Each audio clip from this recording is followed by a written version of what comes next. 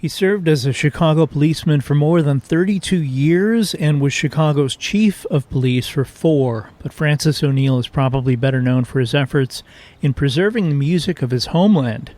Today we're talking about Police Chief Francis O'Neill, Chicago's savior of Irish music. I'm Tommy Henry, and this is the Chicago History Podcast.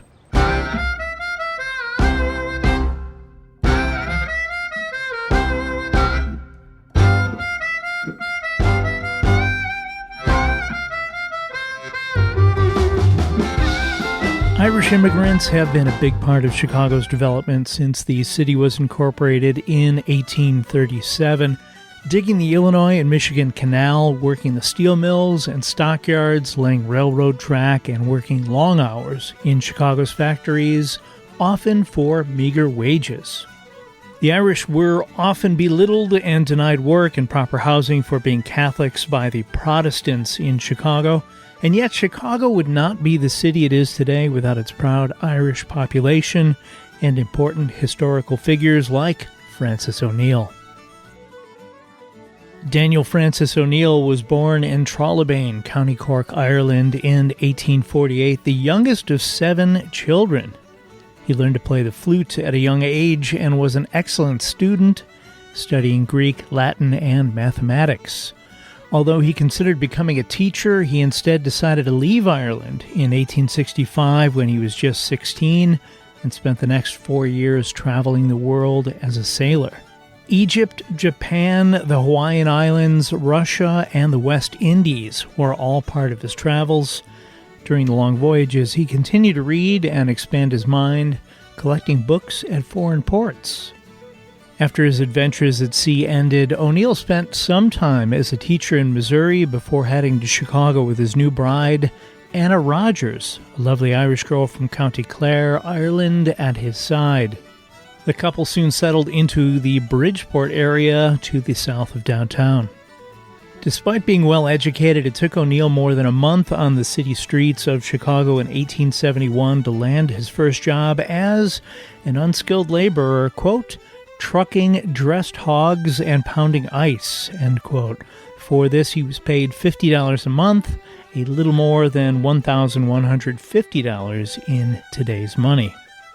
O'Neill eventually got a job working for the railroad and finally settled on a career with the Chicago Police Department, which he joined on July 12, 1873, a mere 6 weeks after he became a naturalized citizen. Now, being a Chicago cop in the 1870s was a rough way to make a living. Cops often patrolled large areas of the city alone, on foot, at a time when respect for the law was not high, and men and even young boys were known to carry pistols and had no hesitation in shooting at police. 1 month into the job, O'Neill was shot by a thief at Clark and Monroe Streets. With a bullet lodged in his back, he was still able to use his wooden baton to disarm the attacker. The next day he was, quote, promoted for conspicuous bravery by the Board of Police and Fire Commissioners from probationer to regular patrolman, end quote. Because of the bullet's proximity to O'Neill's spine, doctors were unable to operate. He carried that bullet until his death. As it was often the case with families in the late 19th century, the O'Neills experienced great loss due to sickness from epidemics. Between 1871 and 1885, the young couple lost 5 of their 10 children, one just 10 days after his birth, and 2 on the same day 5 years later. Those O'Neill children who died so young are all buried at Calvary Cemetery in Evanston, Illinois. Of the 5 remaining children of Francis and Anna O'Neill, 4 were daughters and 1 a son, Rogers. Recognizing that with all the upheaval back in Ireland from the lasting effects of the Great Potato Famine and the scattering of musicians to other countries, melodies that had been shared orally from generation to generation could be lost forever without someone to record them. During his off hours, O'Neill began to seek musicians who had immigrated that could share what they knew. When Irish musicians passed through the city, O'Neill was sure to find them and have them play for him. It has been said that O'Neill himself, in addition to having a great love of Irish music, had an incredible memory for tunes and could play nearly 400 songs that his mother taught him. Because of his skills as a writer, O'Neill was brought into work in the police superintendent's office, helping craft policies and orders for 8 years. On April 17, 1894, Chicago's Inter-Ocean newspaper ran a column detailing the promotions and a few demotions of police around the city. Francis O'Neill's bump to captain of police at the 8th District was toward the top of the list. He oversaw the Stockyards District for a time. When the announcement was made on April 29, 1901, that Mayor Carter Harrison appointed Francis O'Neill to Superintendent of Police, a.k.a. Chief of Police, cheers broke out among the visitors in the galleries. According to the coverage of the event in the Chicago Tribune, quote, "The mayor was anxious to secure a man who not only had a reputation as a police officer, but was a man of good general information and of considerable education, and Captain O'Neill came nearer to filling the requirements than any other man on the force. The idea was to name a man who would be a minister of police, who would be able to not only control and direct the police force, but in cases where the general superintendent had to appear on public occasions as one of the high officers of the city, could make a creditable appearance. Captain O'Neill is not only the best educated man on the force, but also has a good reputation as a policeman, having come up from the position of patrolman." End quote. "I think I've made an excellent appointment in Captain O'Neill," Mayor Harrison was quoted as saying, "and I also think the people of Chicago will agree with me when he gets hold of the work." O'Neill's effectiveness as the chief of police was highlighted in a May 16, 1901 article in the Chicago Tribune titled, "More Thieves Quit City." In it, 3 pickpockets promised an arresting officer they would leave the city. They were arraigned and fined $10 each, about $331 in today's dollars. Those fines were suspended, with the 3 thieves then escorted to the train station. As they were put on board the nickel plate train to New York, one remarked, quote, "This town is too tough a graft now. I don't want any of Chicago in mind while O'Neill is chief of police. Goodbye." End quote. O'Neill had a fair number of detractors as well. Let's be honest, anyone in public office, certainly in Chicago, does. The first few years of the 1900s saw a rise in crime related to gambling around the city, with fingers pointed at O'Neill and the mayor to correct. O'Neill was also responsible for having the head of detectives, a man named Luke Carolan, ousted for some shady activities. Even shady guys have their supporters, so O'Neill took heat for that as well. When Francis O'Neill joined the police force, police badges were smooth and could be easily worn down by sketchy cops so that the public could not read a police officer's badge number. One of the O'Neill innovations was to create a new police badge that incorporated the city seal in the center and with copper numbers brazed on the nickel surface that could be easily read. O'Neill also created the Star Case, the memorial to Chicago police officers who have died in the line of duty. To promote efficiency, Francis O'Neill introduced standardized blank forms, which also saved on stationery. Chief O'Neill was also the first police superintendent in the nation to promote an African-American officer above the rank of patrolman, when he recommended William Childs for the rank of sergeant in April of 1905. This was done under Mayor Carter Henry Harrison IV. Harrison's father, Carter Henry Harrison III, who also served as Chicago mayor, was responsible for putting the first African-American on the Chicago police force 24 years earlier. Mayor Carter Harrison III was later gunned down at his home in 1893. Have a listen to episode 305 for that story. I found a great story in the newspaper from 1901 about William Childs when he was still a patrolman. An unattended horse and delivery wagon belonging to the Pittsburgh Plate Glass Company was stopped at 63rd and Kimbark Avenue on the city's south side. The noise of a passing train frightened the horse, causing it to run wildly east down 63rd Street towards street traffic. Patrolman Childs leapt at the head of the horse, grasping its bridle, and was dragged half a block before finally stopping the horse, avoiding any injuries to the horse or any civilians. Pretty cool. William Childs would later make lieutenant in 1912. The July 28, 1901 Chicago Tribune shared the story of Chief O'Neill's discovery of what he called a musical prodigy, claiming that the discovery, quote, has given him more satisfaction than if he had located a score of crooks, end quote. This prodigy was a 17-year-old boy named George West, a helper working in a blacksmith shop. When O'Neill was captain at the stockyards, one of his sergeants told him of a boy who could play incredible music on his violin, especially Irish jigs.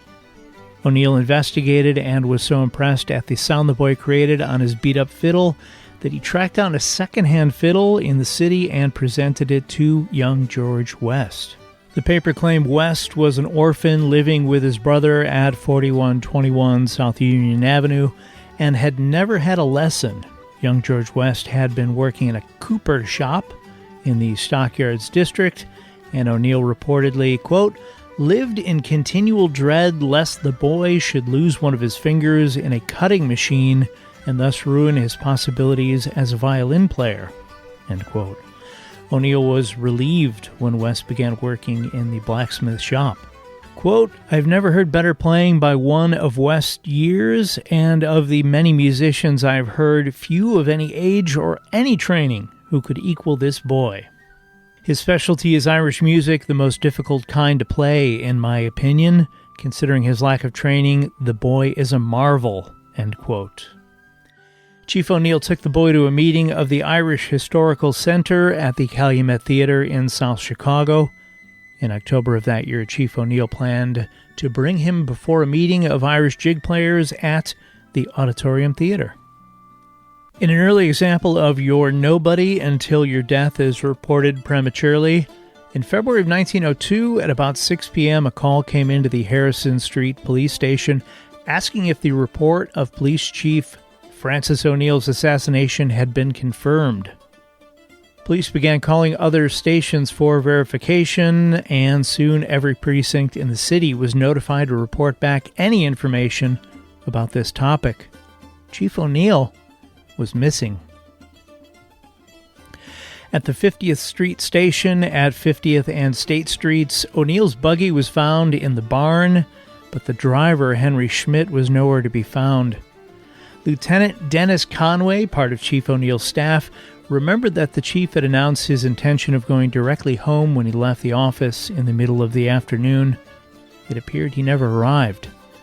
A patrolman in the Brighton Park neighborhood south of downtown knocked on the door of Sergeant James O'Neill, no relation, at 3522 South Washtenaw Avenue to tell him Chief O'Neill was missing.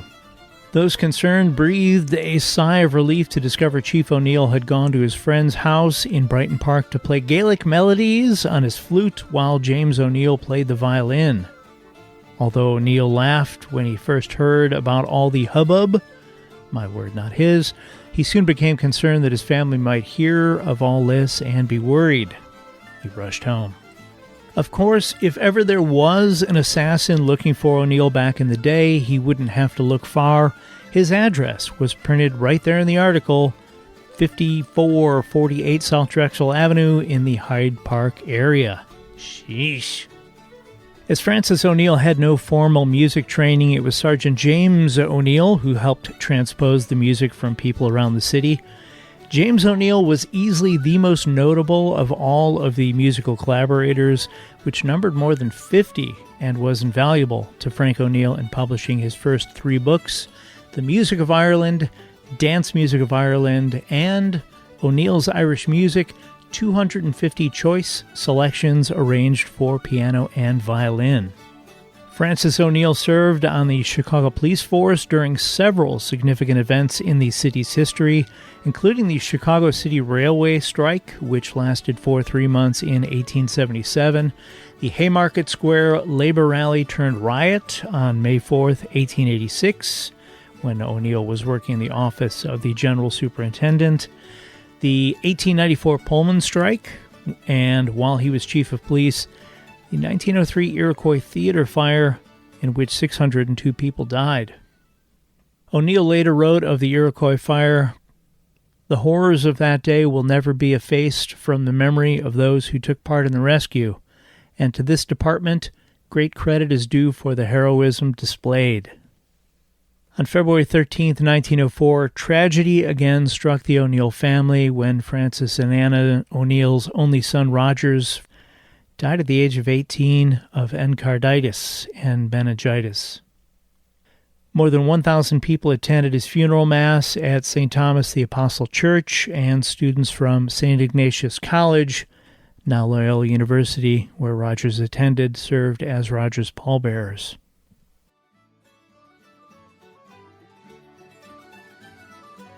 After serving 2 two-year terms as chief of police, Francis O'Neill was reappointed by incoming Mayor Dunn for a 3rd term, from which he retired, leaving the Chicago Police Force.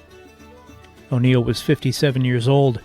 Of a family of 5 sons and 5 daughters, only 4 daughters remained.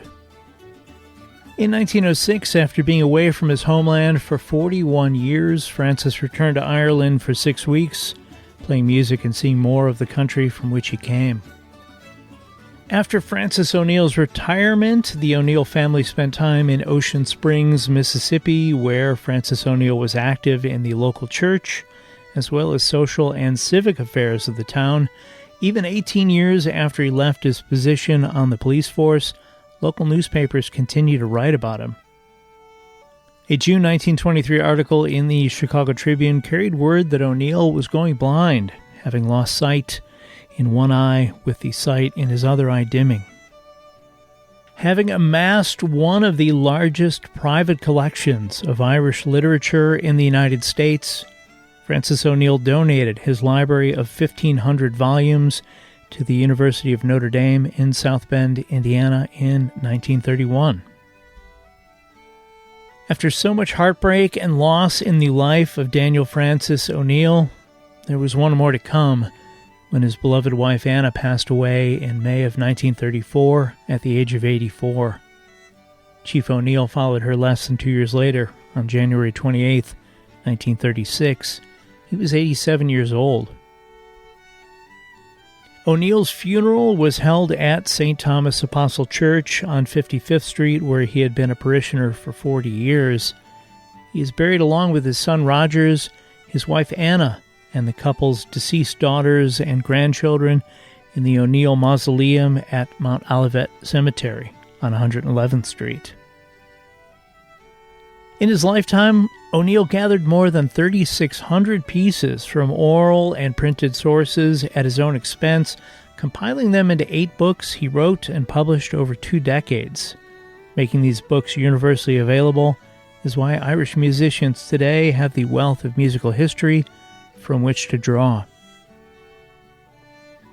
In the year 2000, the Captain Francis O'Neill Memorial Company unveiled a life-size monument of Chief O'Neill playing a flute overlooking the Trollebane Valley by a commemorative wall near the O'Neill family homestead in Trollebane, County Cork, in Ireland. When O'Neill died, he left behind an unpublished manuscript of his memoirs titled Sketchy Recollections of an Eventful Life in Chicago, that he wrote in Chicago in 1931 when he was 83 years old. Mary Lesch, O'Neill's great-granddaughter, along with Ellen Skerrett, later edited O'Neill's unpublished memoirs and had it published in 2008, 72 years after his passing. It is an amazing look at Chicago during the turn of the century by a guy who was in the middle of it all. I will have a link to purchase the book in the show's notes. In 2012, a musical play opened in Chicago called Music Mad: How Chief O'Neill Saved the Soul of Ireland. performed at the well-regarded Chief O'Neill's Bar in the Avondale neighborhood of Chicago. As Nicholas Carolan, director of the Irish Traditional Music Archive in Dublin, Ireland, shared in Chief O'Neill's Sketchy Recollections of an Eventful Life in Chicago, quote, O'Neill's was the greatest individual influence on the evolution of Irish traditional dance music in the 20th century. His contribution has become a permanent, although constantly changing component of the bloodstream of the music, and it is one that is accordingly increasing in effect in the new century, rather than disappearing with the passage of time.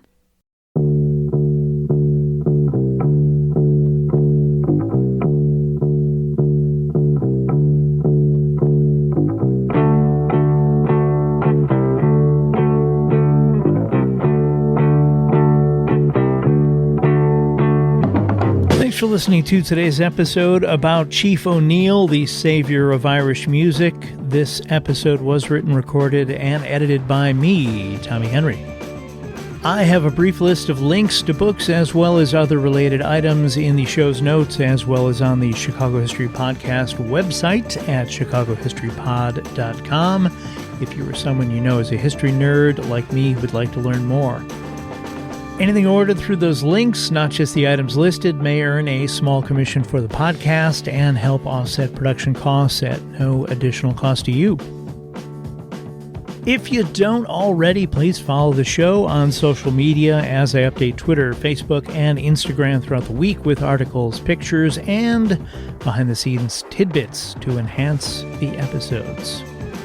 As always, if you have any questions about anything covered today, anything to add, or have an idea for a future episode, I'd love to hear about it. Send me an email at chicagohistorypod@gmail.com. The original art for the Chicago History Podcast used on these social media pages was created by John K. Schneider. Thank you, John. He can be found at Angel Eyes Art JKS on Instagram or via email at angeleyesartjks@gmail.com. I will be back soon with more stories from Chicago's history. Until then, get out and explore when possible. Learn more about whatever city you live in, and stay safe.